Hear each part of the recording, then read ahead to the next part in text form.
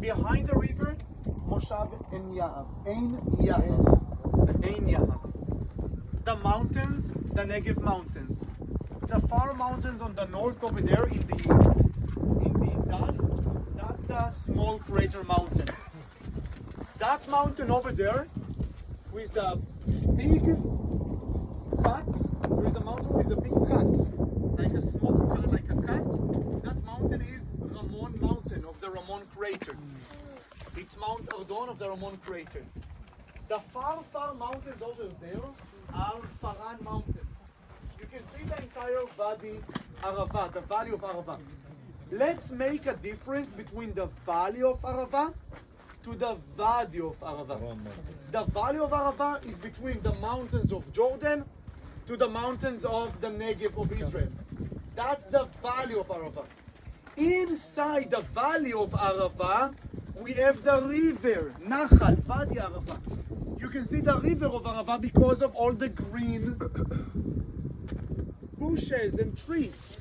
You can see where the river comes from. The river comes from the south, and the river goes to the north. And on the two sides of the river, there are agriculture. Rachel explained us that the Israeli farmers from the 60s, 70s, 80s, and early 90s, some of the farmers, for example, Moshav Ein Yahav, they crossed the border. The border between 48 until 1994 was a ceasefire army strike border. Armistice. The ceasefire border of 48-94 was back to the line of the British Mandate 1922. When the British decided to divide Transjordan from Palestine Mandate, they decided that the border will be from the central part of the Gulf of Aqaba until the central part of the Dead Sea. From the Dead Sea along the Jordan River until you get to the Yarmouk River. Because from the Yarmouk River it's the mandate of France. It's Syria, the French mandate. Once again, if I'll draw it, let me draw it over here, okay? From the Gulf of Eilat, to the Dead Sea,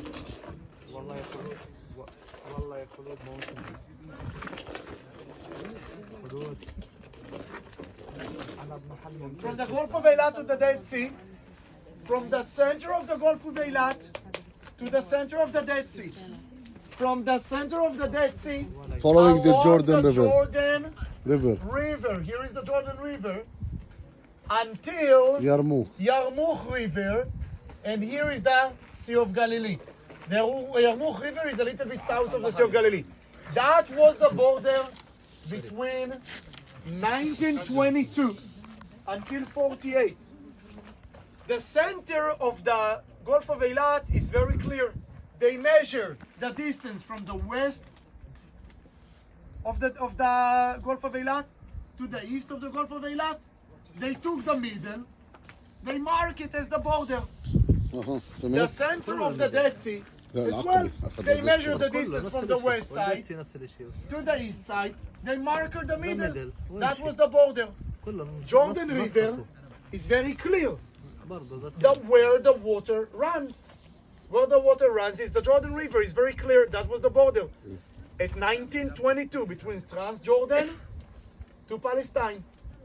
That was also the border of the ceasefire between 48 to 94. But there is one question. How they mark the border between the Gulf of Eilat to the Dead Sea? They mark the border from 1922 along the low places of the Arava Valley. But I told you this morning that the Arava Valley, we have two different Arava Valley. In the southern Arava Valley, there is no river. In the north part of Arava Valley, we do have a river.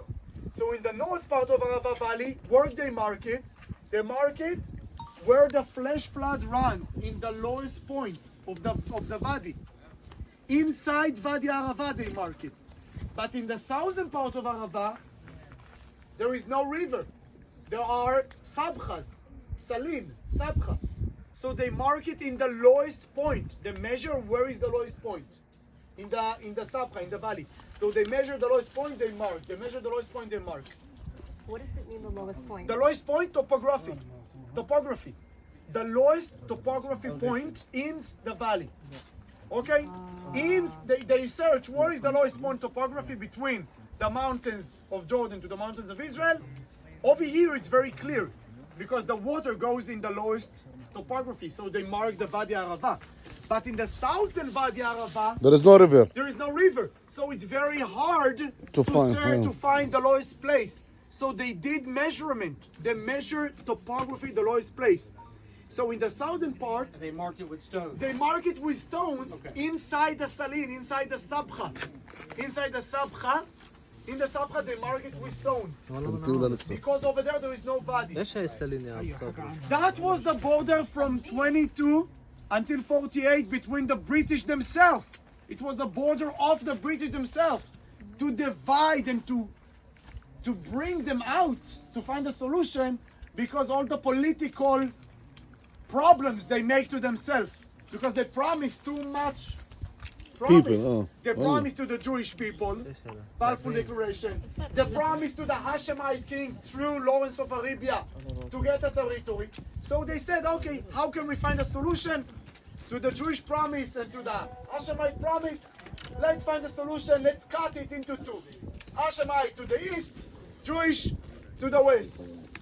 The British didn't want a deal with the hard question on the table that still today many people don't want to deal with the hard question on the table. What will be with the Palestinians? Because the British didn't promise the Palestinians nothing. The British promised to the Jewish and they promised to the Hashemite. They didn't promise to the Palestinians. That was the border between 22 until 48. That was the border between 48 to 94. But the farmers that already settled here, Chatzeva and Yav, they decided to cross the river and they decided to cross the border and to build greenhouses, pepper field, watermelon field, dates field on the east side on the border on the territory that officially جوردان agreed in the ceasefire that belonged to Jordan. Why? Because the east side of the Wadi has better land, has better water. Why? Because the mountains of the Red Mountains are 2 times higher than the mountains of the Negev. The mountains of Jordan, 1,500 meters above sea level in the highest places over here. The mountains of the Negev, 800 meters, 900 meters. It means that the mountains of Jordan received more rain. If the mountains of Jordan received more rain, the valleys that comes down from the mountains of Jordan into the Arava Valley Makes it more fertile. makes the land more fertile. It makes the land more fertile. It brings more organic minerals, more water. It means the land on the east side of the Wadi is better for agriculture. Not only that, the Israel Water Company, the National Israel Water Company, Mekorot, the National Water Company of Israel, also learned geology. And what they found, that on the east side of Wadi Arava, it's much easier to drill water because you don't need to dig so deep because there is more water. So what the Israeli farmers and the National Water Company of Israel did, very quietly under the table, they moved to the east and they took land on ground, on fact, from the Jordanian, even though on the ceasefire it was a border. Okay. During the 60s, it was in a small scale.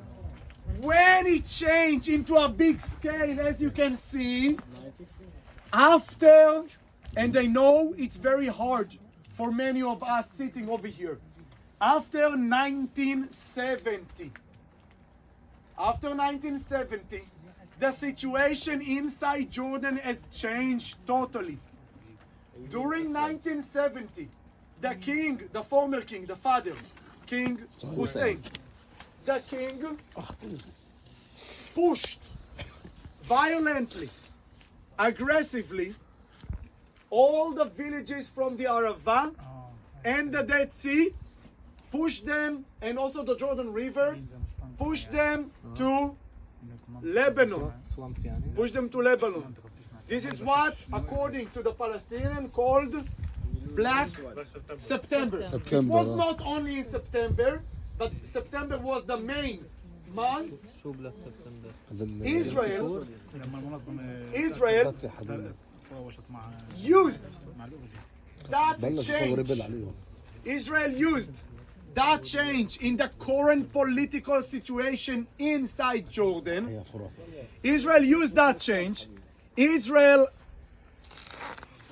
gave Jordan intelligent technology, even though there is no peace agreement, okay?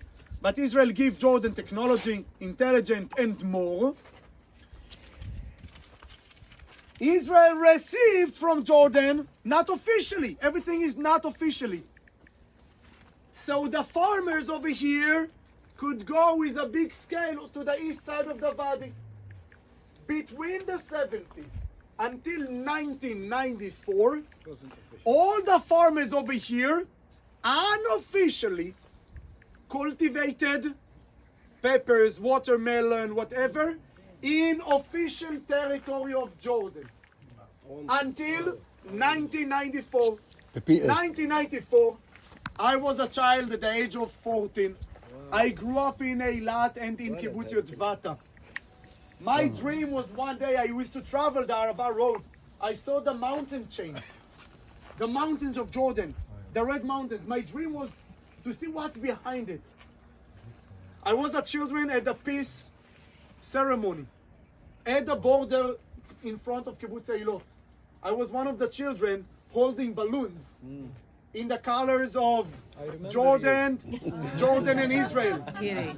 They searched for the most beautiful girl from school to hand the scissors on like a red, a red pillow kind of, a red pillow, to President Clinton, to King Hussein, and to Rabin as a prime minister. And there was a guy from the ceremony. When he do like this, we release the balloons. It was you. I'm releasing the balloons. So I remember that moment as a child. Because of that, thanks to that agreement, and the agreement of 1994, Israel and Jordan accepted for many beautiful things. One is to do a border adjustment. Places that Israeli farmers took unofficially from Jordan are now become official territory of Israel. And the border they moved the border. That's the reason why we crossed right now Wadi Arava and we're still in the international territory of Israel agreed by Jordan. Because that area was agreed by Jordan to be given to Israel. More things. Israel gave Jordan water. Israel supplied Jordan with electricity. Israel supplied Jordan with technology and intelligence. And R&D of agriculture. The relationship between Israel and Jordan are very strong. The British, they get married. But since then there were several problems. Heavy problems. One heavy problem was the Jordanian border army, not far away from Kibbutz Gesher, in what we call the peace island, a Jordanian border soldier opened with fire. We're talking about the 90s, 96 or 96 or 97. He opened fire and he killed Israeli girls on a tiyul, on a trip, educational trip from Beit Shemesh. I don't know if you remember. King Hussein came himself to the city of Beit Shemesh. It was a religious school, Orthodox religious girls, Ulpana. Orthodox girls. He came to Beit Shemesh and he went family on his knees to Apologize. to ask for forgiveness. That was one episode. Another that was a hard time among the relationship. Another time of a hard time because of the relationship was the Israeli Secret Services are trying to get rid of Khaled Mashal. Khaled Mashal, the leader of Hamas. Israel's Secret Services are trying inside Amman, in the wealthier neighborhood of Amman, the high prestige neighborhood of Amman, two agents of the Israel Secret Service tried to poison Khaled Mashal and to kidnap him to Israel. Somehow that mission failed. The king of Jordan demanded that Israel will send the Nasiob, the anti-poison, with helicopter. And the king of Jordan said afterwards that it's not that he didn't want to get rid of Khaled Mashal. Assassinate him. He also wanted to assassinate wanted Khaled to Mashal. assassinate, he just wanted to collaborate. How come the Israel operating inside Jordan without collaborating with him? And because of that insult, he demand to release him and to give him the anti-poison something. That was another hard time. All the hard time happened with Netanyahu. Another hard time was when Prime Minister the whole time. he's Prime Minister for the whole time. Another problem was with the security of the ambassador of Amman, the Israeli ambassador to Amman. The security of the Israeli ambassador to Amman, and no one knows what really happened there. They killed one people or two people who came to do some renovation. I don't know in 2019. in the office, and the king, it was now king, the King Abdallah, he was insulted why Netanyahu bring him back to Israel on a red carpet. Another problem was a year ago, 2 years ago, a minister of the king government Smuggled gold and weapons. smuggled from Jordan to Israel weapons, gold, diamond. A minister from Jordan smuggled in the Allenby because of the VIP paper he received. So you can understand the relationship between Israel and Jordan are very, very, very but what hold the relationship at the end? Mutual benefit. Infrastructures.